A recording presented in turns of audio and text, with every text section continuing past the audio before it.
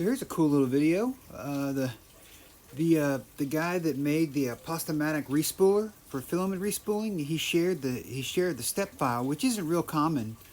It's the actual CAD drawing file that you can then edit. And so I printed this whole thing and it worked. I respooled 2 of the Prusa filament rolls onto bamboo rolls because the Prusa rolls are just a little too wide for the AMS. But I think that's because the way Prusa puts the bamboo, the way their rolls go together, they have a channel. You put the 2 halves together and then you kind of slide and they lock into place, and it's actually a very good mechanism. The Prusa, they're kind of just pressure fit together. With the cardboard spool holder and filament in the middle. And I noticed that if you don't, sometimes they don't push those all the way together, so some parts of the flanges can be wider than others, and that may be why. So I'm gonna, before I respool another, because while this makes it even possible, respooling by hand is impossible. I mean, you just end up with you ruin the filament, end up with a filament, tangle, a huge tangle of filament. It still is quite painful. And you notice here those lime green things there. Those are the spool holders that screw together. And I broke 2 of those. So I went ahead and printed them from the PAHT, which is nylon, high temperature nylon carbon fiber, which is the strongest filament I have, and it is extremely strong. But it isn't as dimensionally accurate as the other ones. It seems to shrink more. So you notice here, well, let me separate these out. I didn't want to do that. Spur gear cradle, spindles. Okay, this one. So let's hide everything.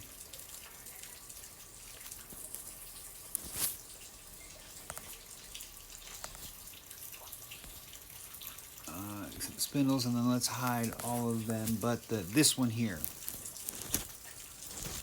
So if you notice this one here, it's got a place for a standard, not a drill bit, but it's it's what goes in an electronic screwdriver, a big one, or in a drill. It's got a bit for that to drive it, but it's too narrow. So normally people, when they share something this complicated, they just share the STL files, and STL files are damn near uneditable. They're just all you can do is print them. So he shared the step files, so I was able to open them in Shaper 3D. So I'm going to come in here and take some measurements here and see. I was going to try to just scale this whole thing up in the slicer, which would make this hole bigger. But if I can edit this, then I will do that. Yeah, actually measuring in Shaper is it's not easy. Let's see if I can make this easier.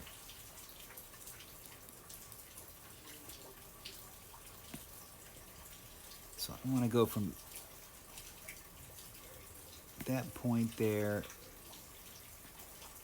to that. Oh, I did it. Okay, so 6.8 millimeters. Okay, so what I need to do is I need to make that really about probably 6.9 to account for shrinkage in the carbon fiber, in that nylon carbon fiber, and that's going to be tricky. I don't know, kind of offset edge that? No. Yeah, that's the heat. That wasn't done as a. Maybe I can highlight them all.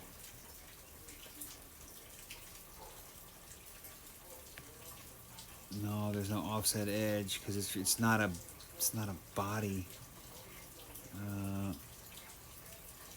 Whew.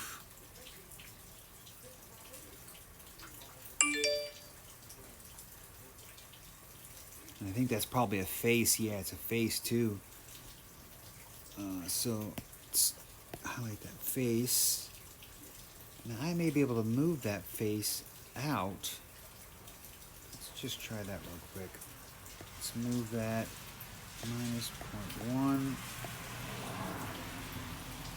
Oh my God, it did it. And it looks like it did the corresponding shit, it may have done all of them. So let's take that. If that happened, holy crap. That's what I'm, if this did what I think it just did, that's what I mean when I say this tool is unbelievable. Because, I mean, I was thinking that I was going to have to scale the whole thing up in here, but let's just take another measurement.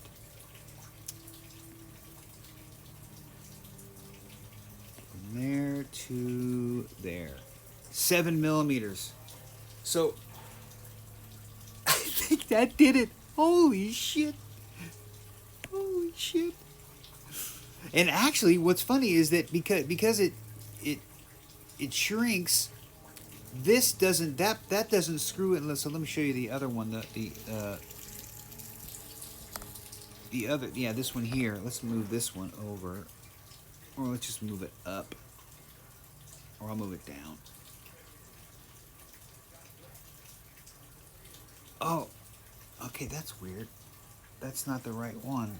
Okay, so let's undo that.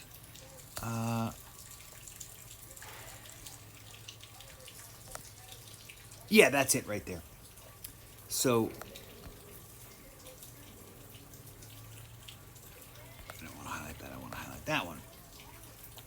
So this bottom one here, that one screws in to that one there, and because they both shrink, those two don't screw together when they're both out of carbon fiber. So I think it swells. Actually, I think the inside diameter gets smaller and the outside diameter gets bigger. So I think it just swells. So what I needed to do at the same time was I needed to make that hole bigger, and I needed to make this flange here smaller so that it will screw in. So, but for now, I'm just going to go ahead and because this piece here printed in another material like PLA, which I'm almost completely out of. So I think I have enough for one more print of that. So I'll print that in PLA, and I'll print that in the nylon carbon fiber, because it will that will screw into that of another material. I think I printed that in ASA and PLA, and it screwed into both. And the piece that broke was that piece right there.